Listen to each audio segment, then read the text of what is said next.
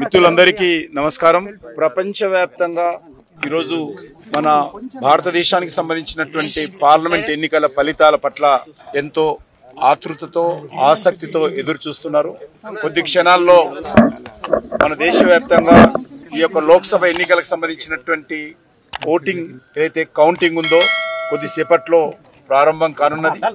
నాకు పూర్తి విశ్వాసం ఉంది.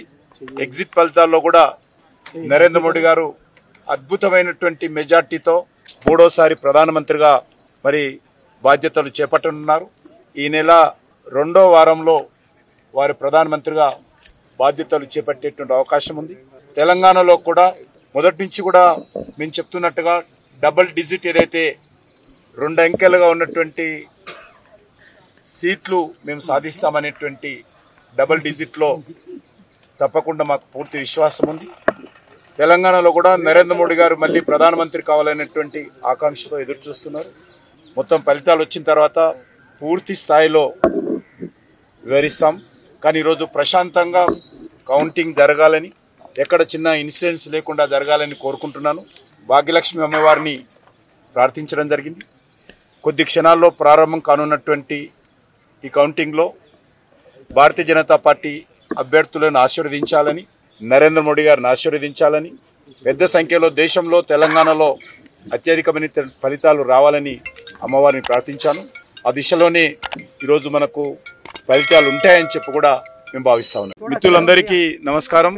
ప్రపంచవ్యాప్తంగా ఈరోజు మన భారతదేశానికి సంబంధించినటువంటి పార్లమెంట్ ఎన్నికల ఫలితాల పట్ల ఎంతో ఆతృతతో ఆసక్తితో ఎదురు చూస్తున్నారు. కొద్ది క్షణాల్లో మన దేశవ్యాప్తంగా ఈ యొక్క లోక్సభ ఎన్నికలకు సంబంధించినటువంటి ఓటింగ్ ఏదైతే కౌంటింగ్ ఉందో కొద్దిసేపట్లో ప్రారంభం కానున్నది. నాకు పూర్తి విశ్వాసం ఉంది.